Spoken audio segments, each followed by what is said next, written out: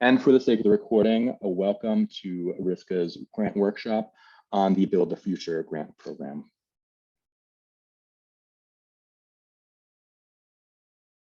So in order to also give us some time for other people to trickle in, I want to just mention a few other agency things that are relevant to people on this call. First and foremost, as many of you are aware, we do peer support calls for arts and cultural organizations. Our next one is next Friday from 12 to 1 p.m. It is a peer support call on combating burnout. This was a topic that rose to the surface as one of the topics that people wanted to discuss on our peer support calls at our first peer support call in the fall in September when we kind of were brainstorming call topics. Maggie's going to drop a link into the chat relatively soon. If you are interested in attending or RSVPing for that, please do. We have these calls again about once or twice a month. We started them during the pandemic and we would have them about 2 to 3 times a week. Next thing for you all,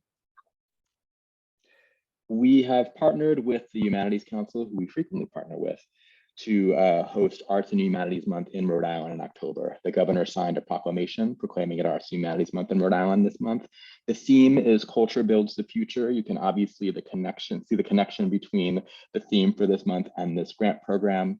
We're wrapping up this month with a virtual panel discussion featuring recipients of the Rhode Island Culture, Humanities, and Arts Recovery Grant Program, which was a historic national collaboration between the Arts Council and Humanities Council in Rhode Island to provide general operating support grants to small and mid-sized organizations, as well as organizations centered in BIPOC communities, BIPOC standing for Black, Indigenous, and People of Color communities.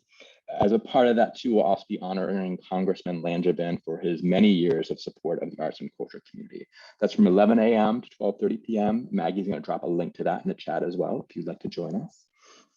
And lastly, the annual State of the Nonprofit Sector Survey. I hate surveys. I never ask people to do them unless I feel they're actually going to be useful. And this one has been and will be. These started with the Grantmakers Council of Rhode Island, of which RISCA is a member, in 2020 during the pandemic to measure the impact of the pandemic on the nonprofit sector, since in many ways it was overlooked. This is now a thing that's happening annually. It takes about 20 to 25 minutes to complete the survey, and the information has been incredibly useful for case-making efforts that ourselves and our colleagues have made to decision makers like the General Assembly, as well as you can see there data that's shared with reporters and in conversations with the Federal Bureau of Labor Statistics. The GCRI also does a great job of sharing this information publicly. There'll be 2 different public information sessions, at least in November and December, as well as a publicly available report that can be useful for everyone's work. So that's my last plug. Maggie's going to drop that link in the chat if she did not already. So on to talking about us and to talking about this grant program. So we are RISCA. Many of you are very familiar with us. We are a state arts agency. We are within a Department of Administration of the state government. Our budget is supported by money from the Rhode Island General Assembly. So about 2/3 of our budget comes from Rhode Island taxpayer monies. And then 1/3 of it comes from the National Endowment for the Arts, a federal arts agency or a federal agency. We are charged with stewarding the arts and culture ecosystem, and that is most publicly seen through our grants that we provide and staff support we provide to various members of the arts and culture ecosystem. We also function as a convener and connector of arts and culture communities, and we do a lot of our own work case making within state government for the importance and power of arts and culture for vital and healthy communities. I'm Todd Trebor, as I mentioned earlier. My pronouns are he, him, and his. I'm the organization's program director and accessibility coordinator for our agency, and I am the person who is managing this program with some wonderful assists from my colleague Maggie Anderson, as well as our executive director, Lynn McCormick, who can't be here today, but she sends her regards to you all. So about this program, I highlighted the first bullet there, and I'm going to spend a little bit of time on it because I think that there will be some context provided there that will make a lot of things afterwards make sense. So the Build the Future grant program is a pandemic recovery grant program. It is supported by American Rescue Plan Act funds. And for those of you who are not as familiar with that, American Rescue Plan Act was passed in the spring of 2021. And the idea was that the funds made available through that legislation would support the recovery of the American economy and communities in the wake of the pandemic. Unlike CARES Act and the funds associated with that in 2020, which were about immediate emergency relief, the idea with American Rescue Plan Act funds was how can this support recovery in a relatively long-term way, so there was a longer time horizon to spend that money. The end of this calendar year, as a matter of fact, which is why you're seeing some more ARPA, American Rescue Plan Act, or ARPA supported programs coming out of different facets of state government. The directives for that money, as I mentioned, were recovery. And what happened was American Rescue Plan Act funds often were filtered through federal agencies to state agencies. So the funds that we received came from the National Endowment for the Arts. They added their own layer of rules and constraints onto that money. And those rules included, one, that the money could not be granted out to anything that wasn't a nonprofit 501c3 organization. Fiscal sponsorship would not be allowed, and grants to individuals would not be allowed. Two, the other thing relevant for this conversation is the NEA wanted the funds to be directed towards supporting the continued day-to-day operations of nonprofit arts and culture organizations. That will be reflected, you'll see, in what the money can be used for. But importantly for this conversation, they were very clear that NEA-sourced ARPA funds could not be used for new programs. It had to be for existing programs at a nonprofit organization. And I wanted to spend time on this point because I think we all need to understand the rules that regulate money that support grant programs because they're public funds and your taxpayer money goes to support them. But B, I know that many of you, if not, well, some of you, if not many of you, I should say, are probably interested in supporting a new workforce development program, and that is not what this program can do. And it is not what it's intended to do, but it's also not what it can do. Moving on from there, we can talk more about that later. It'll come up again, certainly. This program will provide between $10,000 and $40,000 in support of existing workforce development programs for arts and culture organizations, culturally specific organizations, or secondary schools in Rhode Island. These programs must provide career and technical training to a cohort of individuals over the age of 14, preparing them for career entry, career advancement, or post-secondary education.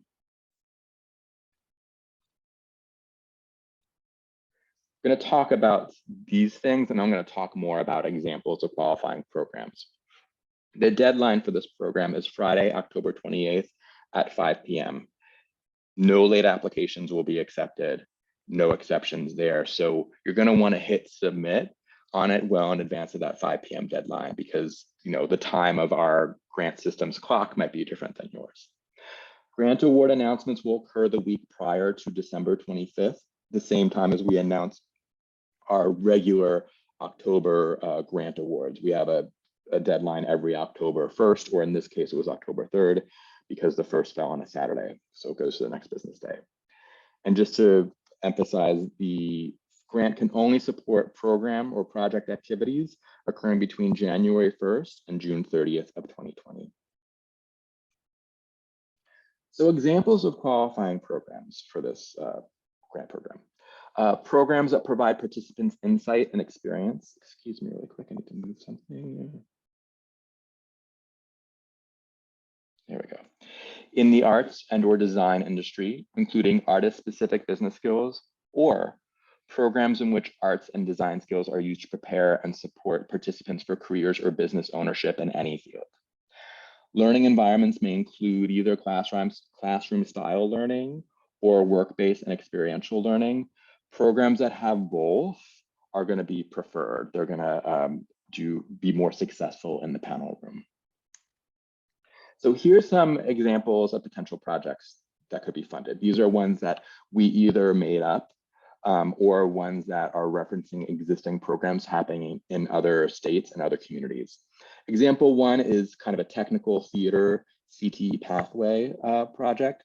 So students explore advanced set design and construction techniques, the creative process involved in translating a script into visual design, and the essentials of developing costume, props, lighting, and sound designs.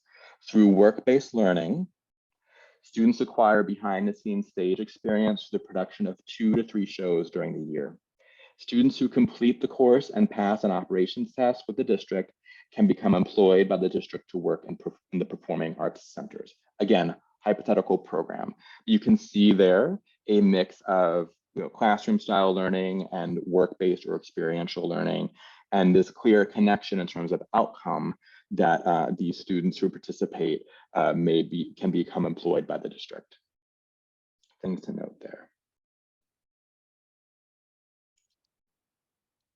A second example, a business basics boot camp, a 12-week sequential learning program that focuses on a business startup for artists and creatives with office hours and specific assignments.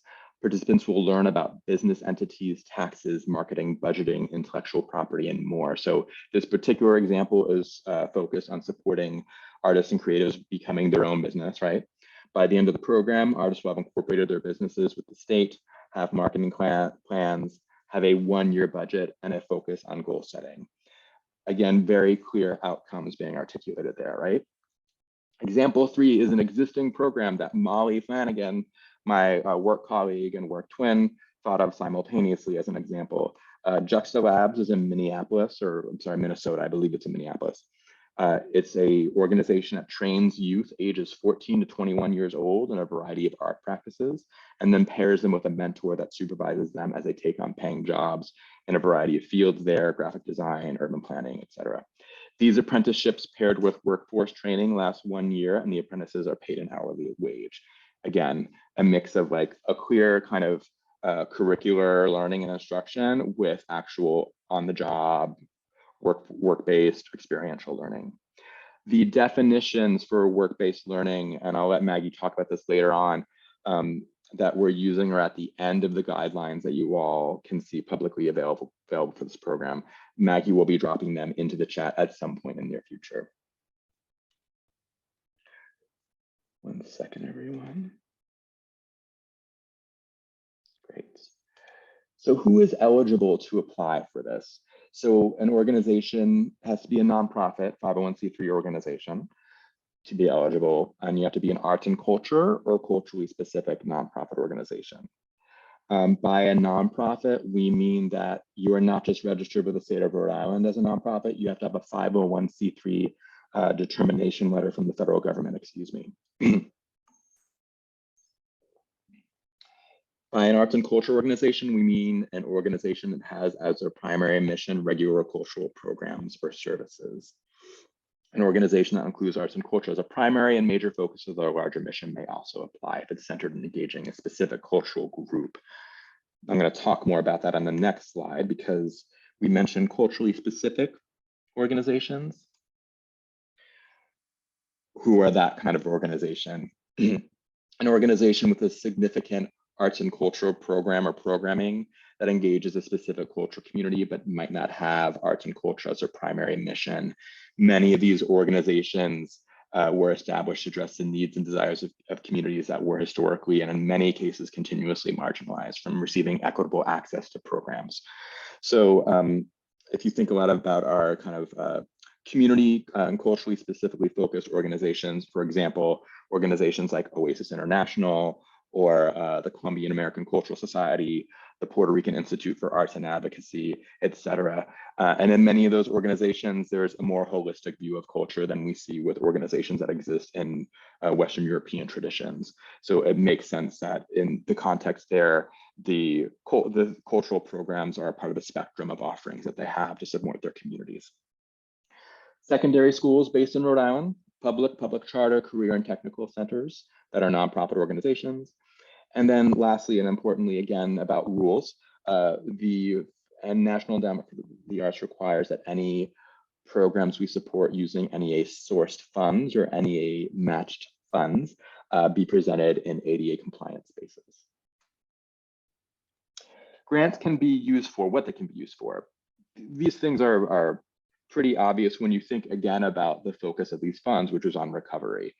So following costs associated with existing workforce development programs, administrative staff costs, so salaries and stipends, artist fees, rent, utility, and insurance costs, fees paid to contractors and consultants for adapting to outdoor or virtual activities, marketing and promotion costs, and then costs associated with health and safety supplies for staff and or the public. So you can see there, it's a mix of things that have to do with pandemic adaptation costs, but specifically money paid to individuals to do adaptations, right? Not equipment per se, except in the context of health and safety supplies. And then money paid to people as well in terms of administrative staff costs, artist fees, et cetera, and then overhead costs. The funds can only be used to cover eligible expenses incurred between January 1st and June 30th of 2022.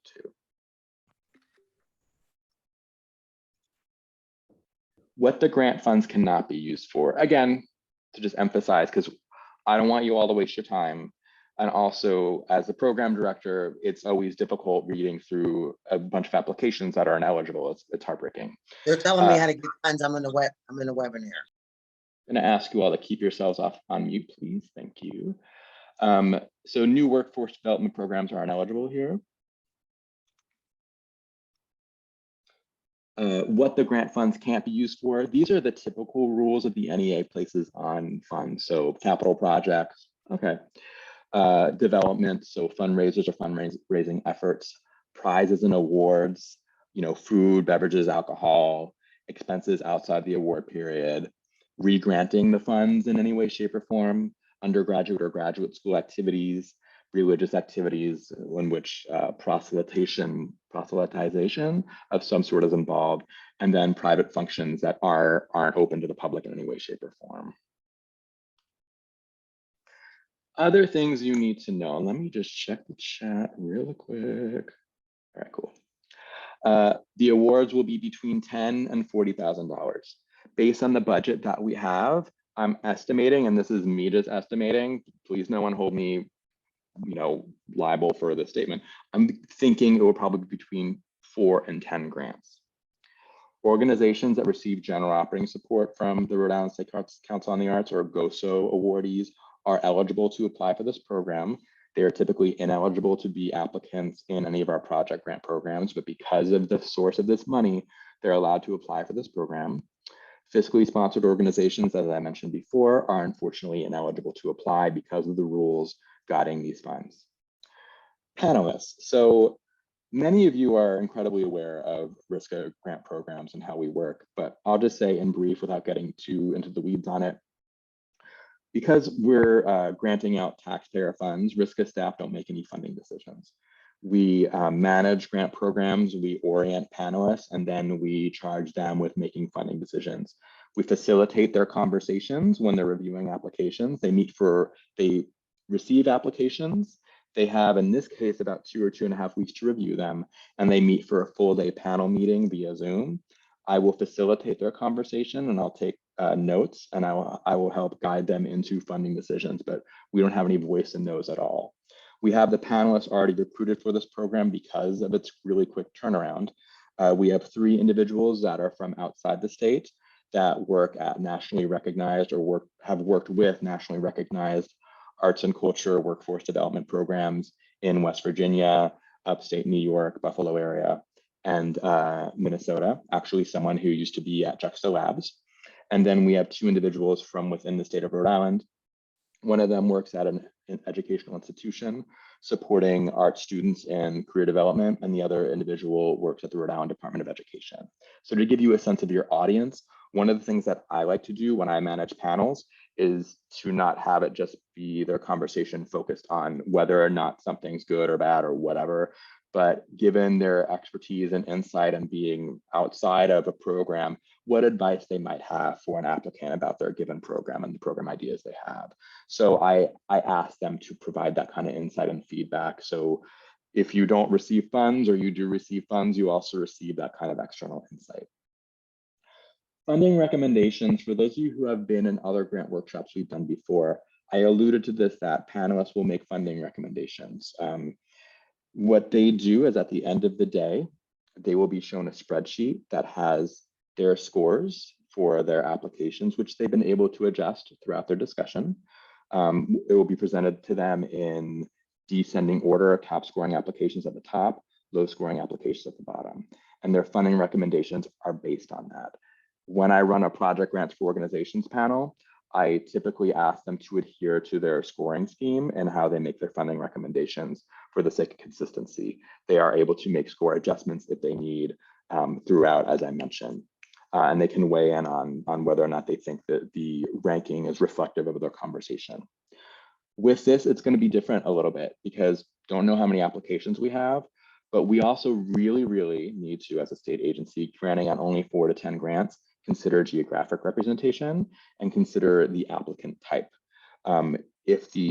Hypothetically, if we could only give out 4 grants, let's say, and the top 4 scoring applications were all secondary schools, that's probably not going to be what we're going to do, right? We want a mix of secondary schools and nonprofit organizations receiving funds in this program, and we want to be funding around the state in as much as possible.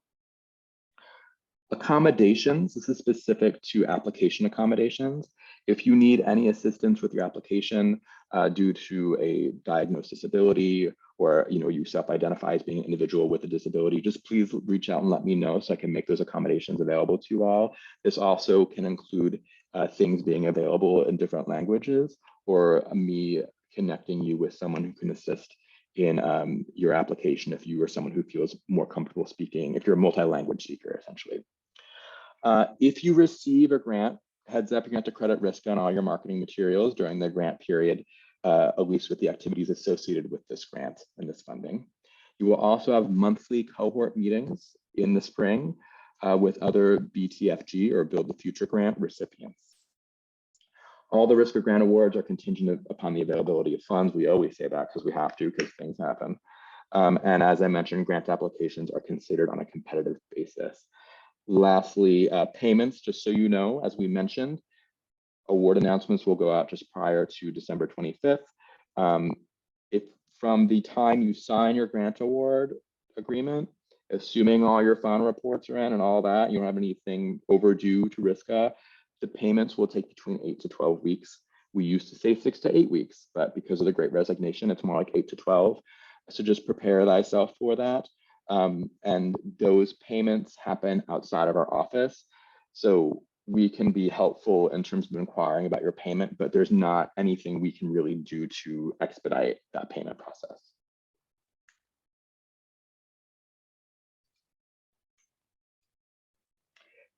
Getting started with your application. So I always talk about what you need to get together first before I talk about the narrative questions itself, because that's the more ideal order to work in, as you will see. It's the worst when you're trying to scramble around the day of.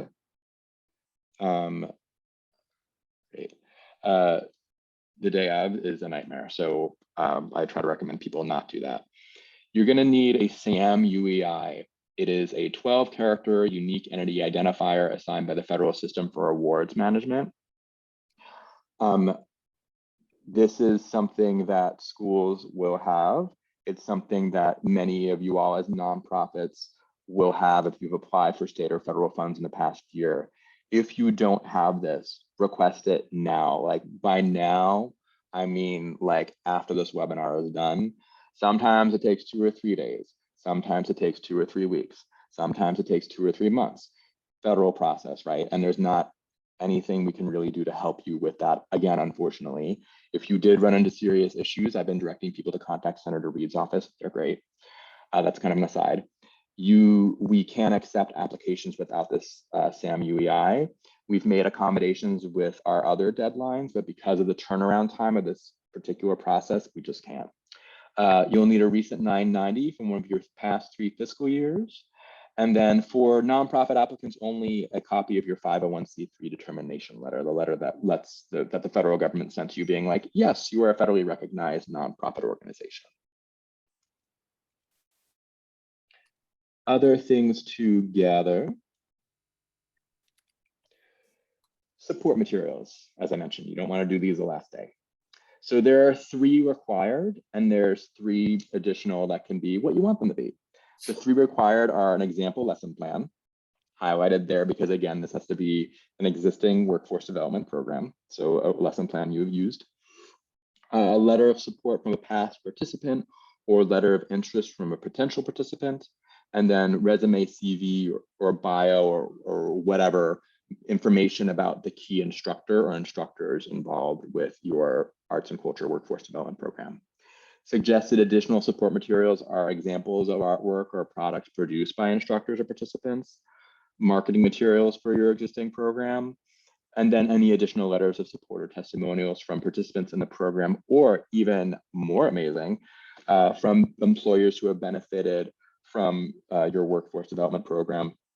If your program focuses on supporting artists as small businesses, again, that's where participants can be great, right? Like, as an artist who participated in this, this is what it's helped me do with my work as a small business. Thank you, and okay, I need to respond to that. All right, so we're going to look at an application in a moment, but just to review the evaluation criteria. The panel will be oriented. They'll have a training where we'll go over the grant programs, the philosophy at RISCA, our strategic plan, and then an implicit bias training. And then we also orient them how to use the panelist rubric, which Maggie will be dropping into the chat. Actually, she just did it. Thank you, Maggie. This rubric is available within the application itself as well. And we 1,000,000% recommend you looking at it. In the case of this particular application, I think it would be helpful. I'll talk a little bit about it when we look at the application, but I think it would be helpful to actually look at it beforehand too, to get a sense of things. And then I would recommend at a later drafting stage, if you can have a colleague read it in relationship to the rubric, that's going to be really helpful. So over half of the score on applications comes from project outcomes. That the project has a clearly defined target audience and estimated participation is reasonable, that the expected outcomes or results of the project are clearly stated and correlate with the project's goals. One moment, please. That the impact of the project on the participants is clearly, let me move this thing really quick so I can read my words, is clearly described. And lastly, that it creates opportunities for all Rhode Island residents to learn in and from the arts, particularly persons in under-resourced geographic communities and or historically and or continuously marginalized communities or populations. Those middle two about outcomes and impact, you will see in the rubric that one of the things to be a high scoring application is to bring in evidence from your past iterations of your existing arts and culture workforce development program. So again, just to highlight that, it's not a specific directive in the narrative questions itself, but it's something you're going to want to bring in. Todd, can I add to this? The other thing that I want to clarify for everyone, and Todd mentioned this at the top of the webinar, there is some language that in all of our granting program we're required to use as we are re-granting federal funds. What we really want to stress to applicants here, and it falls back to the no new programs in this grant category. If there is an instance like here in evaluation criteria where you see the word project, the project in question is your pre-existing program. So I've had a couple of meetings with different groups where there is a misunderstanding that within their pre-existing workforce development program, they need to conceive of a project for these funds. That's not the case. We've done a second round of, we've looked at our questioning again in the application. We've changed project to program in every instance where we could. So I just want to drive home that even though occasionally in our required text, you will see the word project, what we are talking about in this funding program is pre-existing workforce development programs. No new elements, no new projects. Thank you, Maggie. And as Maggie said, we changed that where we could. Once the guidelines are published, they're published. We can't do that, which is why you see project still there. Within the evaluation rubric, you will see we use the term program instead of project, but thank you, Maggie, for bringing that up. Second, 25% of your score will be feasibility and likelihood of success. Do you answer the who, what, where, when, and why of this application? Are the budgets clear, detailed, and accurate? and that the funds support the project goals? Are there realistic and effective measurement mechanisms that are directly tied to the project's definition of success? And lastly, is there evidence that what is proposed is achievable by the applicant on their own or in partnership with others? And then lastly, artistic excellence and relevance. We are required by the NEA to use the term artistic excellence with this granting program. One, that the project demonstrates the ability to provide an excellent and intentional experience for the participants, that this organization can provide relevant and respectful engagement with their identified community for this program, that the program provides opportunities to participate in art experiences that are either not available or currently difficult to access for the identified audience, and that there is a clear relationship, this is a relevance piece certainly, between mission, the organization's organizational community, and this proposed program. All right, so I'm going to pause the recording and answer any general questions you all might have now. Just give me one moment to pause it. And I'm going to also stop the sharing. Oh, these old eyes. So in this part, we're going to look at the application. I'm going to show you how to access the system itself. This is our website. So one way to get to our grant application portal is to click on grants. Oh man, it takes a while to load, doesn't it? And then you can click on either the Build the Future grant program, which I believe there's an issue with the link in this moment, but it'll be corrected. Click on there and it'll take you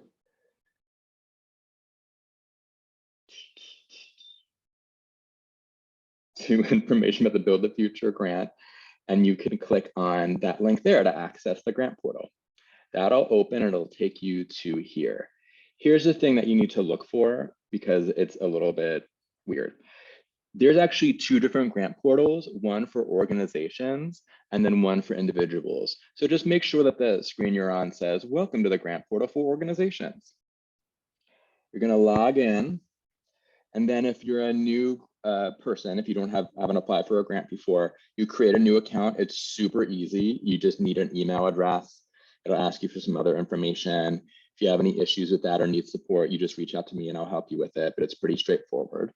And then you'll be taken to an applicant dashboard page that will list all the possible grant opportunities you can apply for. If you're someone who's applied for a grant before and you have an outstanding final report or something along those lines, the dashboard will actually first show you the final reports that you have due. So anyway, what'll happen is ultimately, sorry, doing some things with chat. You will, let me do it this way if I can. Oh, no, making me log in again. Hold on, everyone.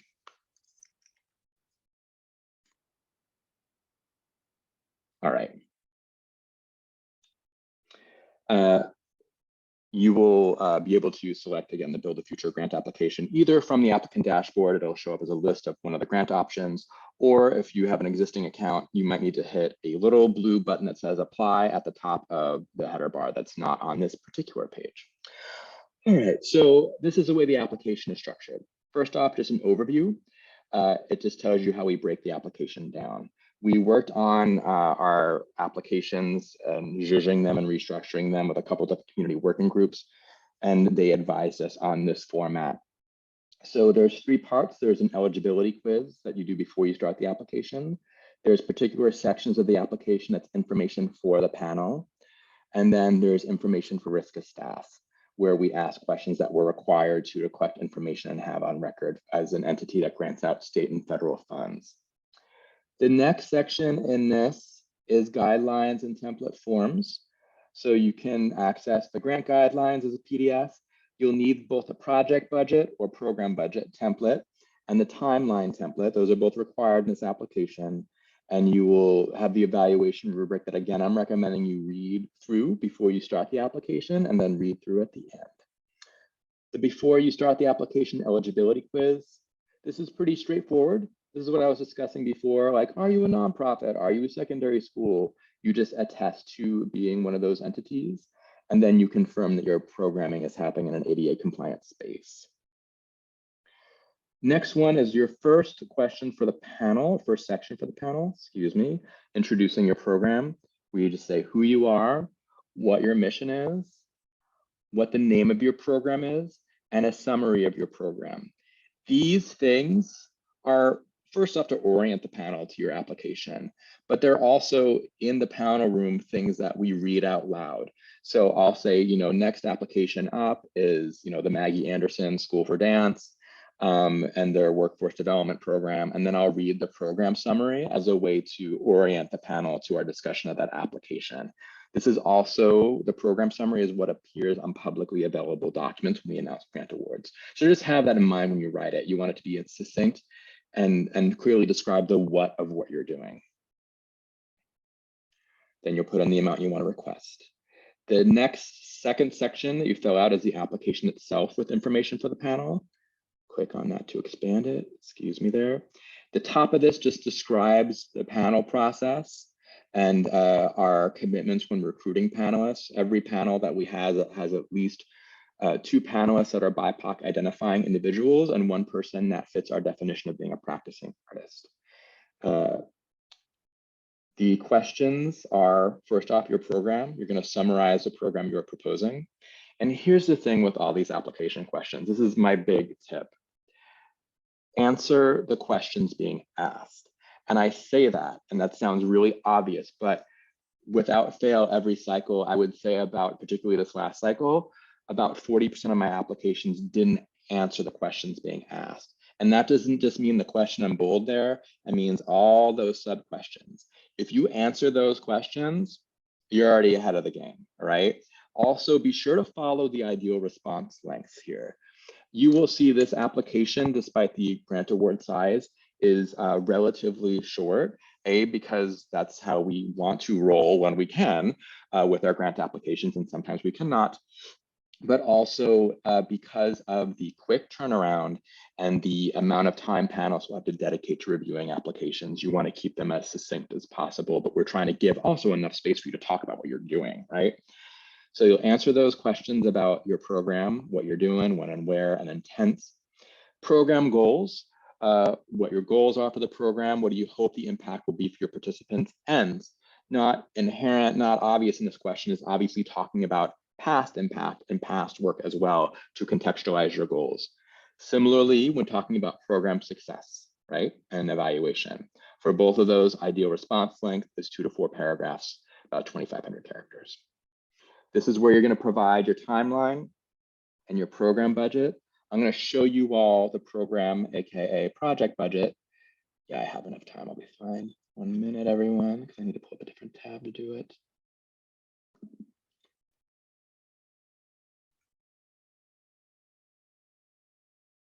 Oops, sorry. Hold on, everyone. All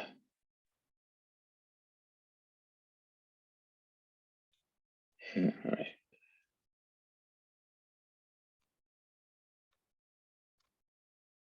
So it looks like, unfortunately, the budget isn't pulling up for some reason. So I'm going to go back to looking at the application. You will be able to look at the program budget yourselves. You'll see that what you want to do is, to our point earlier, talk about your program related expenses during the fundable time period, right? January 1st to June 30th of 2023. That's where you're going to want to structure your program budget and show what you're include the amount of money you're asking for RISCA from in that program budget. In this question, this next narrative question, you're going to just tell us which eligible expenses you're applying the RISCA grant to. This only needs to be a list or a few short sentences. Yes, the panel looks at it, but you don't need to go overboard. This is really just us checking to make sure you're spending on eligible things. And then there's a list of what it can't be used for that we've already gone over within the application. After that, the required support materials we talked about, example lesson plan, letter of support, resume, CV, bio with key instructors, and then 3 optional ones. And then that's it for the panel. The rest of this is eligibility documents, the SAM UEI 990 and 501c3 determination letter I discussed earlier. And then we always have to ask, who your elected officials are, what congressional district your application falls in. And then lastly, there is this small c of drop-down menu questions from the NEA, where you're asked to identify your applicant discipline, project discipline.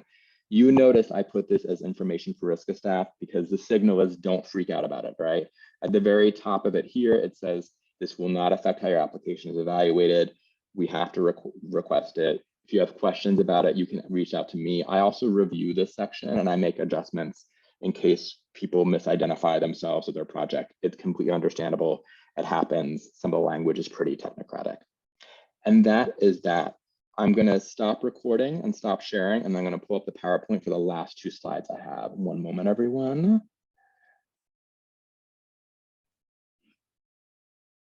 All right. So we've given you the introductory level of information here. So what next? I am managing, typically grant programs have a 3 to 4 month life cycle. This one we're doing in 4 to 6 weeks on top of other grant programs I'm managing. So my time is fairly limited. If you have questions, you can sign up for one-on-one support times with me. Maggie probably just dropped in the link to do so there. If there aren't any slots available, email me and let me know, and I will just see what I can do. But just know I'm trying my best when it comes to one-on-one support right now. If you have questions, you can always email me because I can answer those in weird squishy points in time in my workday. And this is really great for you just want to give me 2 paragraphs about your program and be like, is this eligible? You're welcome to do that. Also, if you have just small questions like, oh, this drop-down menu or something like that, just email me, that's fine. Again, secondary schools are going to stay on after I'm done, and we're going to sit with Maggie Anderson and answer questions you all might have. Almost done, everyone. I know some of you, if you have to drop, I understand. Thank you for being here. Yes, and that's just my email address. You will get a follow-up email from me via Eventbrite with a link to a recording of this presentation and all the links that Maggie shared today. So stopping recording now and stopping sharing.